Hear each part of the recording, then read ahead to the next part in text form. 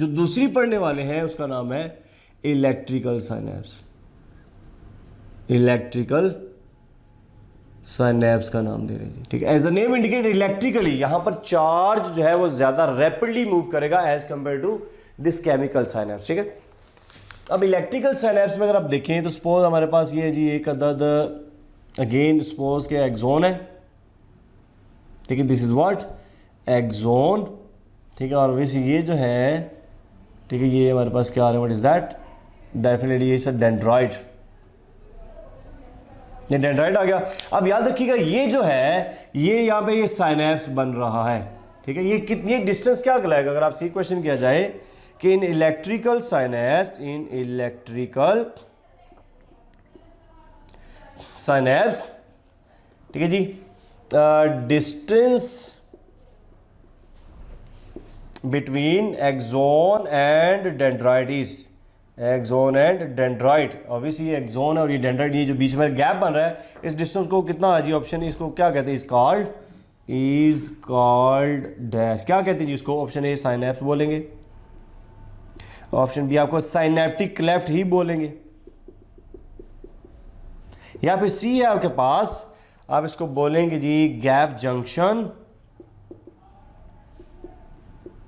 या फिर डी है आपके पास it's only a gap, it's, ठीक है जी, ओनली गैप, ये सिर्फ गैप ही है जी। क्या इसका राइट आंसर आएगा बोला, तो याद रखिए जी इसका right answer gap junction. So this one is called age gap, ठीक है जी, जंक्शन हम इसको नाम देते हैं। पॉइंट क्लियर हो गया जी, गैप जंक्शन का नाम दिया जा रहा है। और याद रखिएगा they are connected by means of a special type of the proteins, and that special type of the proteins, ये इस तरह स्पेशल टाइप, ये इनको क्या नाम दिया जाता है वाला, the special type of the proteins are called as, इसको हम कहते हैं जी कनेक्सोन्स, ठीक है। इनको कनेक्शन का, और ये कनेक्सोन्स याद रखिएगा they are made up of, they are made up of proteins, और याद रखिए इन प्रोटीन्स को हम कहते हैं कनेक्सिन्स। बात समझ आ गई जी, इनको हम नाम क्या देते हैं वाला, कनेक्शंस का नाम देते हैं, राइट। तो अगर आपसे ये क्वेश्चन कर लिया जाता है कि नंबर ऑफ, ठीक है, नंबर ऑफ कनेक्शंस, ठीक है, in a connection, in a connection is dash, आपके ख्याल में कितनी कनेक्शंस की प्रोटीन है, ऑप्शन ए आपके पास है जी 2 है, बी आपके पास ये 4 है, सी है आपके पास ये 6 है, या डी है आपके पास ये 8 है जी। क्या राइट आंसर आएगा, तो याद रखिए 6 होती हैं टोटल। एक कनेक्शन जो है ये हेक्सा प्रोटीन से मिलकर बना होता है, hexa connections, right, hexa connections का नाम दिया जाता है इसको।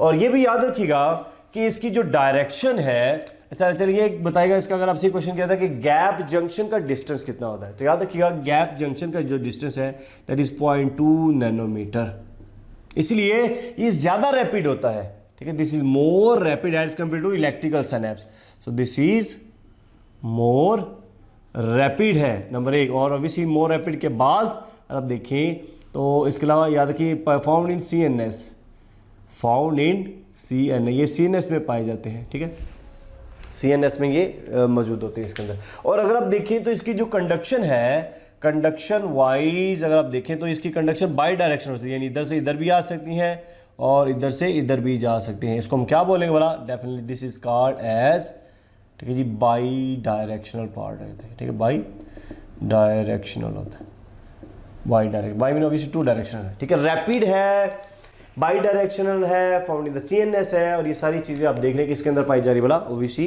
इलेक्ट्रिकल साइनेप्स के अंदर पाई जा रही। क्लियर, तो ये था हमारे पास इलेक्ट्रिकल साइनेप्स, ओके जी बात। चलिए नेक्स्ट वन अगर आप देखिए तो हमारे पास है, उसको हम कहते हैं जी इट्स कॉल्ड एज CNS। अच्छा CNS की जब हम बात करते हैं तो आपने एक चीज़ पढ़ी हुई है CNS के अंदर, ऑब्वियसली हम इसको जनरल कैटेगराइज अब कर रहे हैं। इसमें आपने पढ़ा 2 चीज़ें, एक तो जी ब्रेन है, ठीक है, सॉरी इसको हम कहते हैं CNS that is nervous system, और नर्वस सिस्टम में आपने पढ़ा एक तरफ तो CNS है और दूसरी तरफ क्या आ रहा है वाला, एग्जैक्टली PNS आ रहा है, राइट।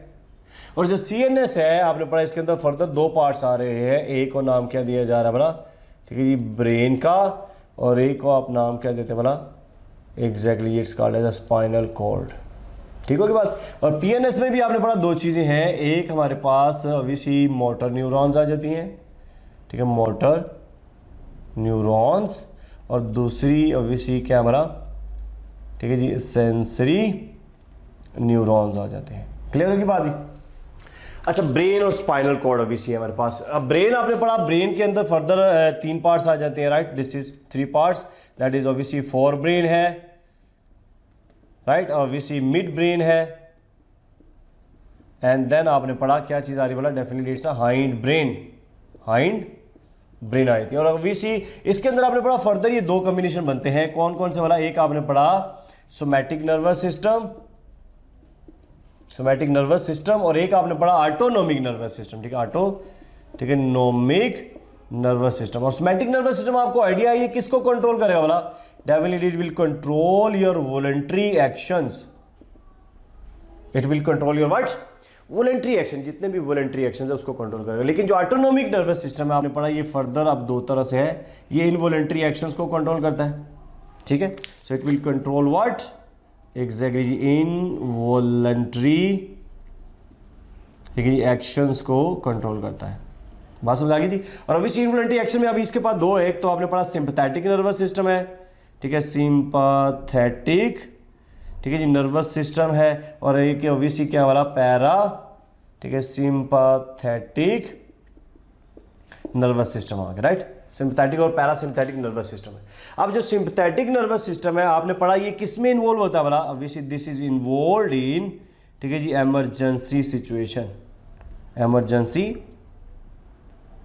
सिचुएशन में इन्वॉल्व होता है, राइट। और इमरजेंसी सिचुएशन में क्या होता है, अगर आपसे क्वेश्चन किया जाए कि which one is involved in fight और फ्लाइट सिचुएशन, तो आपने पढ़ा सिंपैथेटिक है, this is involved in what, obviously जी, फाइट एंड, ठीक है, फ्लाइट सिचुएशन, यानी लड़ो या फिर दौड़ो, इमरजेंसी सिचुएशन है, अब या तो लड़ना पड़ रहा है या फिर दौड़ना पड़ रहा है। अब जब लड़ते हैं तो आप देखा होगा क्या होता है बोला कि आपके बाजू जो होते हैं इसमें ब्लड का फ्लो बढ़ जाता है, ठीक है, ब्लड का फ्लो बढ़ जाता है, प्यूपल डायलेट हो जाती है और हार्ट बीट तेज हो जाती है। तो इसमें क्या क्या चेंजेस आ रही है बोला आपने देखा, इसमें ब्लड का जो प्रेशर है वो इंक्रीज हुआ, ठीक है जी, प्यूपिल जो है वो डायलेट हुई, सही है, और डाइजेशन का जो प्रोसेस था वो स्लो हुआ, और जो ब्लड का फ्लो है, ठीक है जी, फ्लो वो क्या हुआ बोला, डेफिनेटली वो इंक्रीज हुआ है।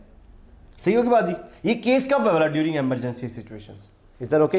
और अगर आपसे ये क्वेश्चन किया जाए which hormone is involved in emergency situation, तो आपने पढ़ा हुआ है it is epinephrine and norepinephrine, so this is epi, ठीक है, नेफ्रिन एंड नोर एपिनेफ्रिन इसके अंदर इन्वॉल्व होते हैं, इज दैट ओके। जो आप देख लीजिए आपके पास इन्वॉल्व होते हैं एपिनेफ्रिन और norepinephrine, so both of these work in emergency situations, right, blood. और ऑब्वियसली इसका एग्जैक्टली ऑपोजिट क्या है वाला, एग्जैक्टली जो ऑपोजिट अगर जाएगा तो डेफिनेटली बात है ये किसमें आएगा, पैरासिम्पैथेटिक। और ऑब्वियसली पैरा मीन ऑपोजिट, ठीक है, पैरा मीन पैरेलल, जिस तरह एक मेडिकल स्टाफ होता है एक पैरामेडिकल स्टाफ, यानी उसके साथ साथ चलने वाला, उसी तरह सिंपैथेटिक के साथ चलने वाला क्या है, पैरासिम्पैथेटिक नर्वस सिस्टम है, राइट। और इसमें अगर आप देखें तो अगर यहाँ पे ब्लड प्रेशर इंक्रीज हुआ है तो जाहिर सी बात है ये नॉर्मल कंडीशन करने के लिए होती है, राइट। सो ये क्या करता है बॉडी को, ये नॉर्मलाइज करता है, नॉर्मलाइज।